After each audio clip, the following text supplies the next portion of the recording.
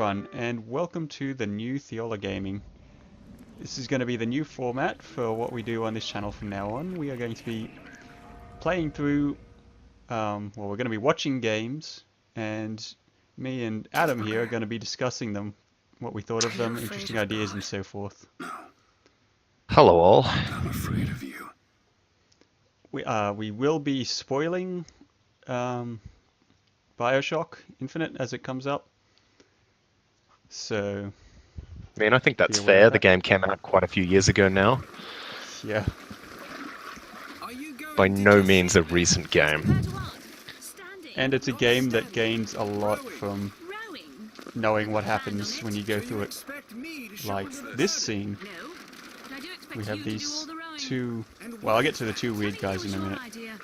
Okay, he's not going to open the box now, we can talk about them now. So if you've played the game, you'll know that these two are the Lutesses, the sort of weird time-traveling, stuck between Alternate time. reality siblings who are actually the same person from different realities. Yeah, they're kind of weird. Right, here we got the box. It actually doesn't have as much important as I thought in it. It's got the code, it's got where to find her, it's got a bit of money, a key, and a New York City. I thought it might have something on the, who Booker is, but it does not. He doesn't row? No, he doesn't row. I see what you mean. Also, But yeah, we just had their exchange. He doesn't row. That's referencing that they have done this a lot. See, one of the things with this game is parallel universes. These two have been finding Booker from one reality, bringing him into this other reality quite a lot of times. We'll see more hints of that later on.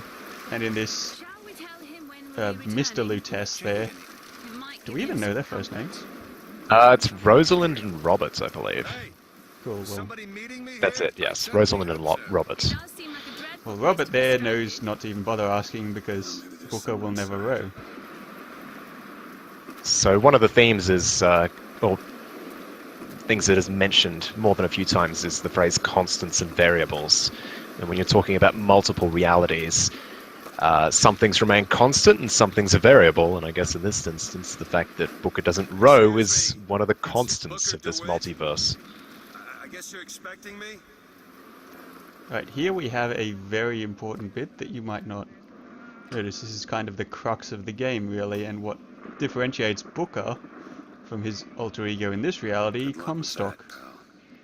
So it's a sort of, it's like a baptism type thing there. Is anyone here? Come to me, I'll wash away your sins. And the sort of split in the timelines, as we find out at the end of the game, happens when at the baptism, Booker has done some terrible things over his life. After the Battle of Wounded Knee, he hit a real low point after killing plenty innocent Indian women, potentially children. I don't think it mentions those though. He goes to get baptized. Booker does not go through with it. He thinks there's no point, he cannot be absolved from his sins, and then he goes and lives out the rest of his life in alcoholism and eventually selling his own daughter. Comstock, on the other hand, takes the baptism, but rather than seeing the wrong in his actions... Shit. I have no idea who this guy is, by the way. I was thinking through this as I went through. It's like, what's with the random body? Where'd he come from? Is that an alt Booker? It foreshadows the violence in the rest of the game, Yeah. which there is plenty. Yep.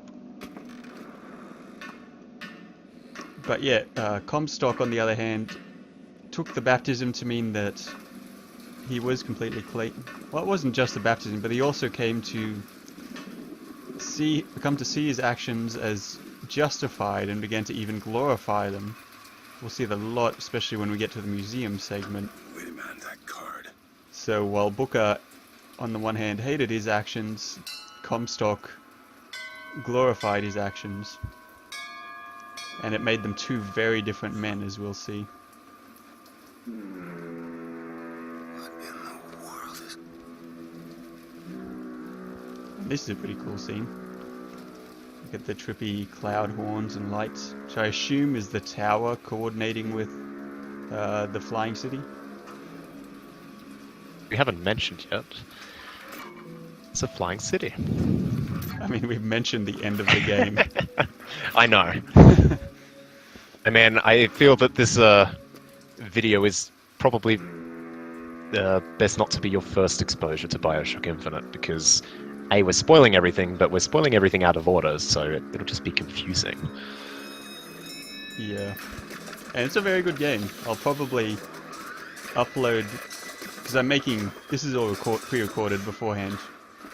So at some point there'll just be a sort of cut movie They expect me to sit in their of these, and I'll probably upload that separately as well. So you can watch through the segments, and then you can watch through our commentary. Because I really enjoy this story. It's probably my favorite game story. It's one of the games that does benefit from playing through multiple times. I mean, of course you can mix up the gameplay, but knowing how it ends, you do see things from a new perspective going through again. This is another of those kind of weird things I noticed. Why does your chair tip down? Like, it's to show you that you're on a jet, gameplay-wise, but in universe it makes no sense. Tension, I guess. The other cool thing that we passed by in the tower, well, we'll discuss the city first. So yeah, here we have Columbia? Is it just Columbia? Yeah, it's just Columbia, named after Comstock's supposed revelation, where I believe the Archangel Columbia spoke to him. He was later able to convince the American Congress at the time, which I believe was late 1800s or early 1900s, that Columbia would be a good idea to build. The American Congress saw it as a symbol of American exceptionalism. It's got the whole like World's Fair vibe going on. A lot of technology on show.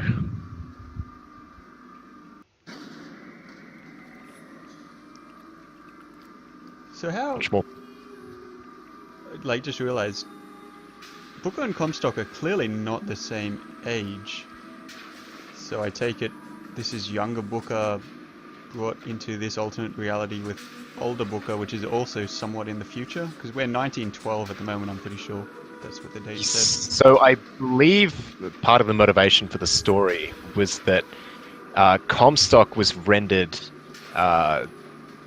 sterile through exposure to like the reality warping, universe jumping, like tears as they're called in universe, like the portals between universes. Like, so that was part of the motivation for him stealing this Booker's daughter. Well, not stealing, because I guess Booker gave her away, but stealing a daughter a girl who is genetically his daughter, but not really his daughter because she's from another universe, to act as his heir, because he was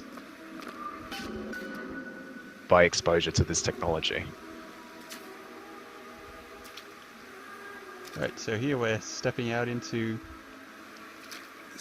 pretty cool segment actually. I kind of like it. It's like a weird chapel, temple thing. Whatever it is, it's pretty. But yeah, we've seen a bunch of things. This is sort of like the main doctrine of the sort of religion Comstock is built up, proclaiming himself a prophet. So we just saw them, he led them to a new Eden, referring to the people he's taken up out of the, as he sees it, sinful world into Columbia. Here we have his wife, who bore, or at least according to the mythology he's propagating, who bore Elizabeth. As Adam just said, that's not actually true. Excuse me. But Where am I? Friend. that's what we have here. So I believe the mythology was that Elizabeth was born in 7 days, well, certainly not the normal gestation time for a human baby, which I guess makes it much more that much more like mythological. That's not a word. We'll pretend it is. Mythological. And every year, Good fit.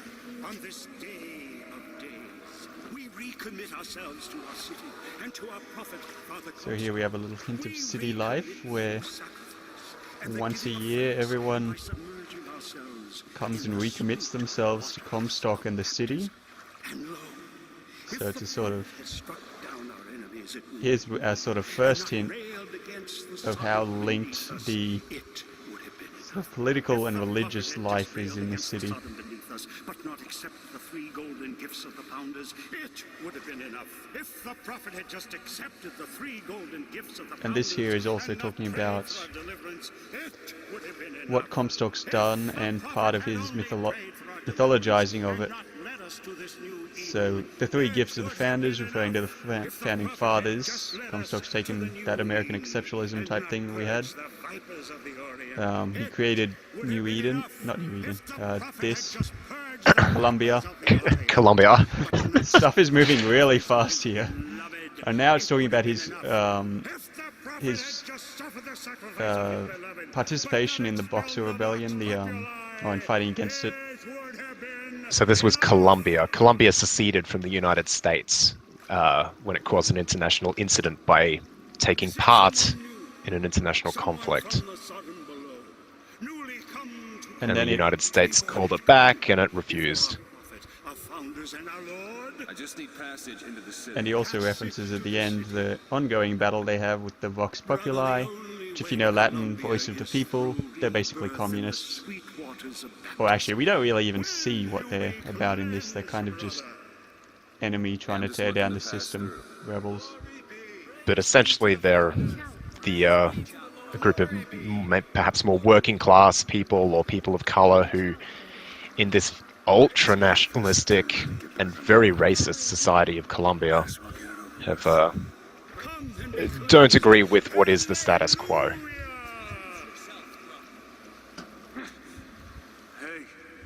And something this intro sequence does really well too is that because of all our spoilers, we know that this is not a great place. But at this point, and up until the very end of this video, you don't see that. Everything looks really nice. Maybe a little ultra-religious here. Also a nice touch here is that I'm pretty sure this dude is blind. So I only just noticed that. I don't fully know what that's about. Maybe it's just something about a blind priest leading the people or whatever. Right, here we have a flashback to Booker's sort of selling his daughter to wipe away his debts that he's acquired through gambling and so forth that we see on his desk there. Except in this case it's kind of a mishmash of the memories of different realities. Yeah. And here we see Columbia attacking New York. I think That's so. the Empire State Building.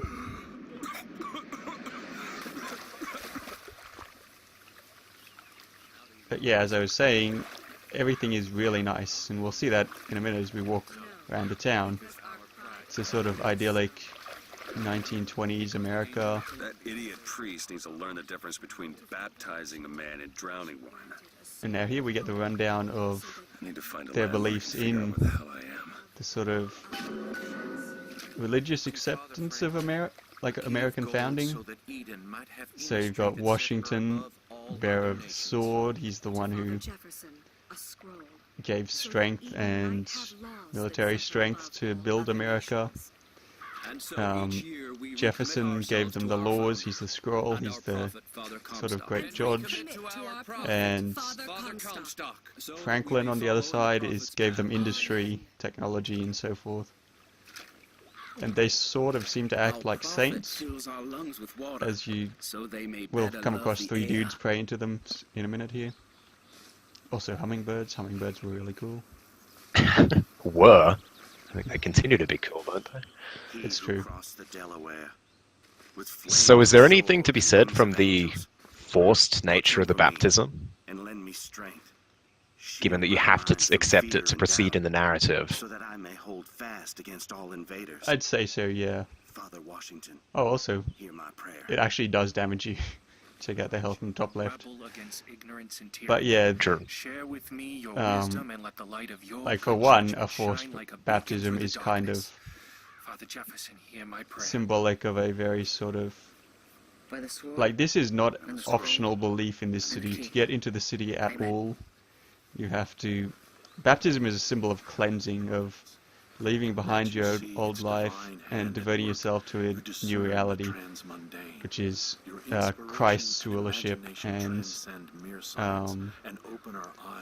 belief in him and all that he brings in Christian tradition. And in this, Just because the city flies don't mean it ain't got its fair share of fools.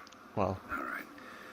Still gotta it's a grow bit the hard to fight. tell exactly what it means in this. It's clearly borrowing heavily from a bunch of religions: Christianity, Catholicism, Mormonism, even a bit of Islam here and there, such as how they refer to the Prophet and so forth. There we just saw the sort of recurring prophecy, I suppose it would be. Yeah, so the seed of the Prophet, so Comstock's daughter, shall sit on the mountains. I forgot it. But she'll sit on the something and drown in flames the mountain of man, which is referencing what we just saw, essentially, where Columbia will destroy, as they call it, the Sodom below, and rebuild this sort of society in Columbia's likeness. And that future is what motivates the Lutece twins that we saw earlier to many times try and prevent the future, prevent Columbia destroying things by invoking Booker to retrieve his daughter, Anna, who becomes Elizabeth. Like does not matter to a Liberty Scout.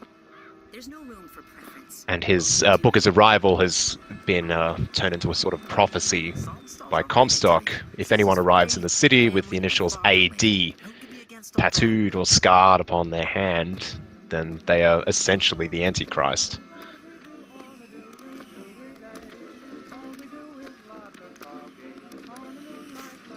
So it's a pretty cool segment here. Went past a couple of world-building conversations.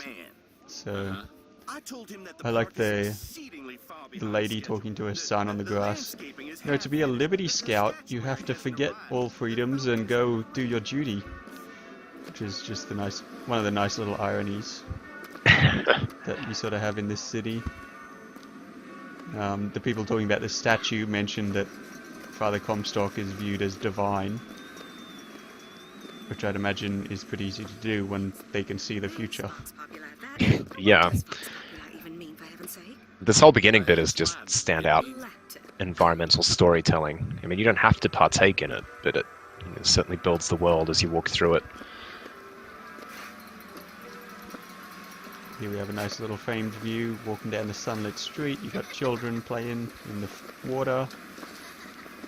Which The really father and paints the son. city as a bit, as idyllic, with we're passing a mechanical horse, showing this is a lovely place on the surface, a lovely place to be with advanced technology.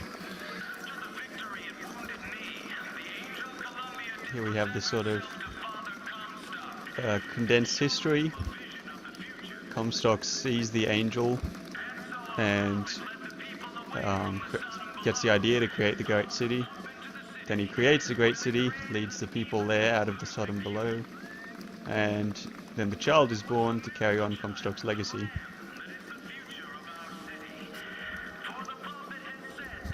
Sodom, by the way, is a reference to the biblical cities of Sodom and Gomorrah mentioned in Genesis, which were so corrupted that they were destroyed, that after their actions against some of God's people were destroyed by fire from heaven. The sort of popular thought often goes that it was because they practiced homosexuality, but other texts in the later prophets and so forth make it clear that it's a lot more than that. It's one of the main things was how they treated the poor, according to one of the minor prophets. I can never remember which minor prophet when I need it. But anyway, essentially very corrupted cities destroyed from heaven, which is sort of the mythology that drowning the mountains of man in the fire Elizabeth is going to do.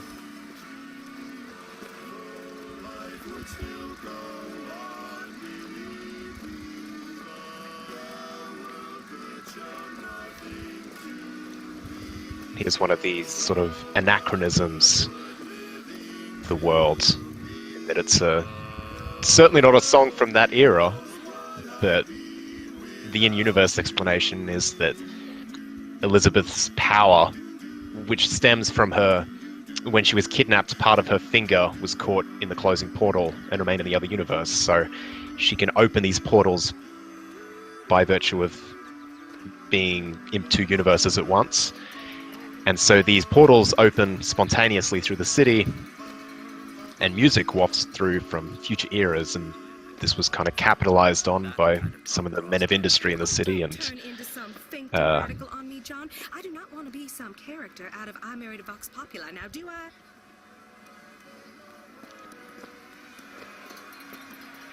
Nice framing. Yeah, that's where they said I'd find her. Yeah. Telegram, Mr. DeWitt. A lot of nice framing in this start. Telegram for you, sir. DeWitt, stop. Do not alert Comstock to your presence. Here we get a nice, one of the nice little Lutece messages, which allude to that. Lutece. Like, by the time you've got this, if this is your first playthrough, you probably think, that's weird. Who are the Luteces? What's this 77? Whatever. And you go to the fair and you completely forget about it.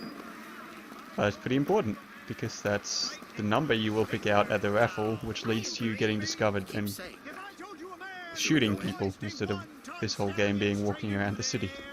Would you believe me?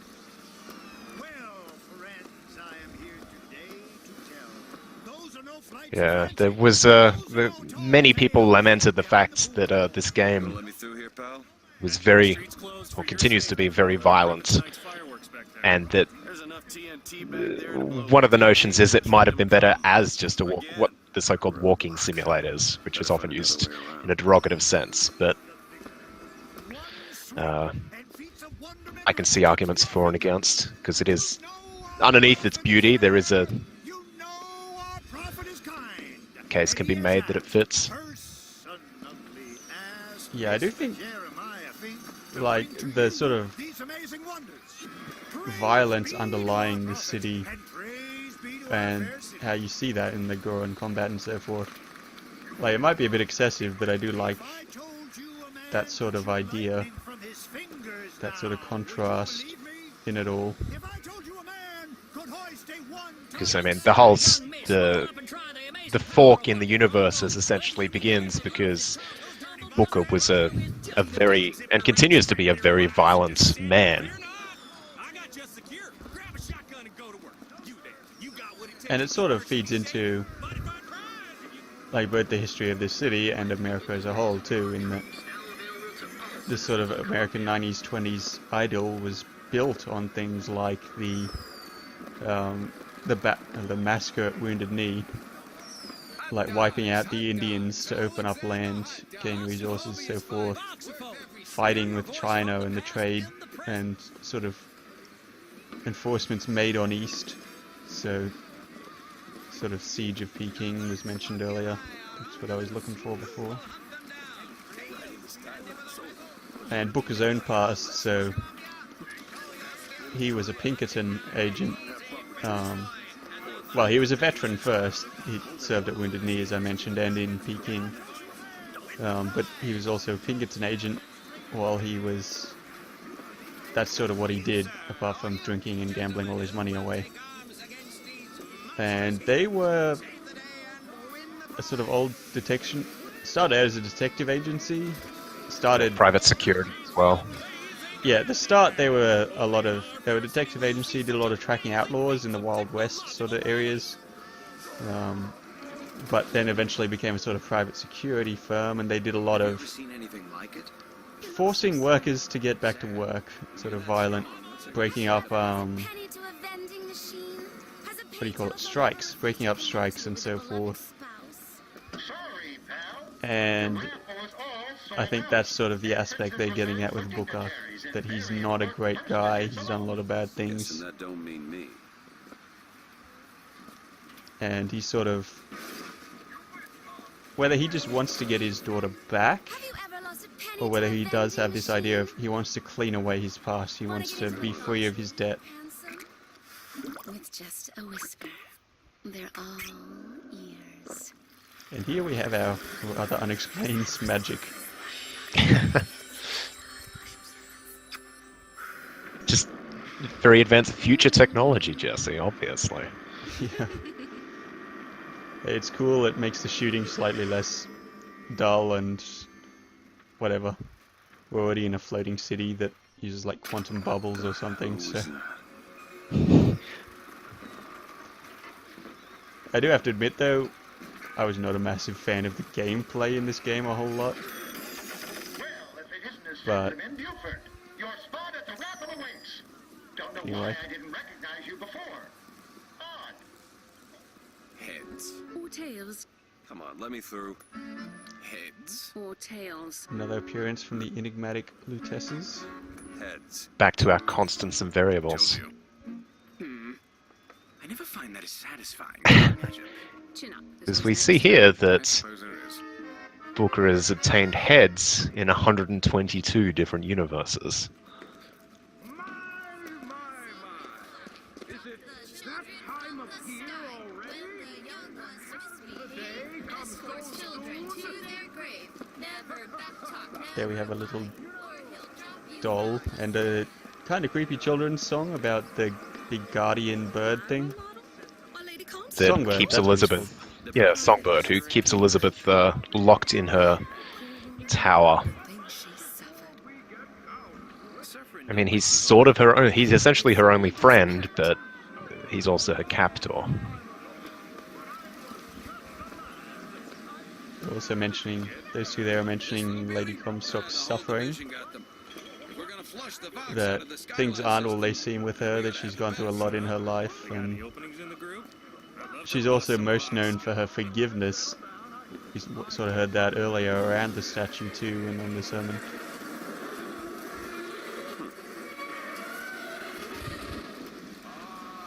But, she was misled to believe that Elizabeth was...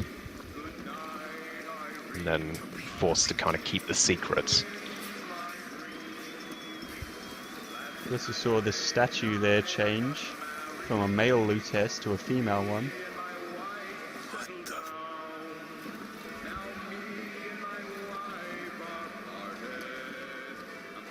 And there's what we discussed about earlier about Booker's tattoo. I think it's a brand, actually. They're done in penance for his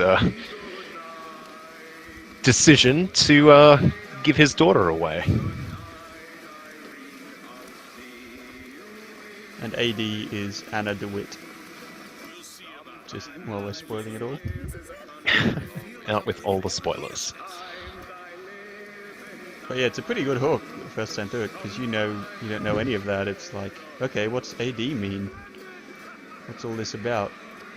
And you sort of gradually get worked into this, and because you don't know much of Booker's background as you start this, but you can sort of get the sense that he's not a great guy. He's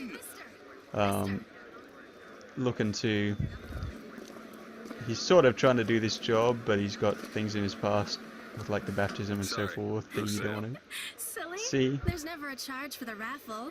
You've been sleeping under a rock? 77. There we are, we just picked That's a 77. lucky number. I'll be rooting for you. Alright, so here's our sort of big reveal that, hey, this nice little idyllic America we saw has some pretty appalling parts to it. What do you know?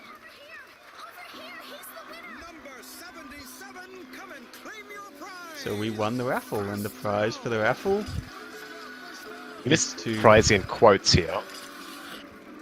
Yeah. These two are being executed by stoning, I guess, by baseballs. we get Is it the actually an first throw. execution? I'm pretty sure that's the idea, yeah. Humiliation. They're... like, it's alluding to stoning, which is like throwing stones as a form of, at them as a form of execution. Still done in the Middle East at some point. For the crime of being an interracial couple. And we see in the nice little background props there that they view black people as monkeys. You've got the monkey pastor and the two there. And we ain't letting no false shepherd into our flock. Show 'em what we got planned, boys. So you might notice there that I picked to throw it, to not throw it at the couple, to throw it at Fink instead. I actually did that so that we'd see the couple later on. And because they show back up and talk to you a bit later on, which I thought is, I actually, as from a role-playing perspective, I actually prefer throwing it at the couple because we're not given any reason to suspect that Booker isn't above killing random, even innocent people to get the job done at this point, to maintain his cover. Well, I mean, in this context as well, it's not even necessarily killing them. It's just whether him has similar views to the people of Colombia about interracial relationships. So what did you pick first time through? I imagine I probably didn't throw it, which, better role-playing perspective, as far as what Booker would do, and more just about the fact that I'm not the sort of person to lob a baseball at a couple for the crime of having different skin colors. How does it actually play out if you don't throw it? I don't think I've ever seen it. I'm not quite sure. I mean, obviously guess- it'll end with your hand getting grabbed and you stabbing people in the face, because they all do. But Yeah. I do feel as well that you missed an excellent opportunity before when you were saying, you know, it's an excellent hook into the universe to say sky hook into the universe, but wasted opportunity. Yep. Also, probably one of the goriest scenes, I think, is that one. And yeah, but it starts the whole the gore cycle of the game, because the game is essentially standard first person shooter gameplay interspersed with these, you know, quieter or more cinematic moments. And in this playthrough, we're going to be seeing a lot more of that. I'm going to be cutting a lot of the combat to keep this a decent length.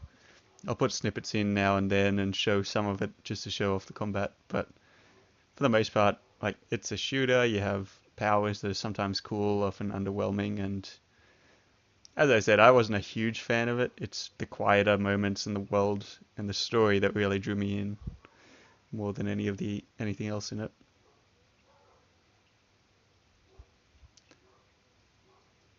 Alright, well, join us next time as we do our next segment.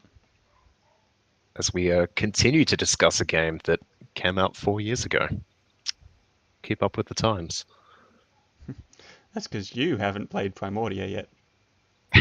That is true. Alright, see you next time. It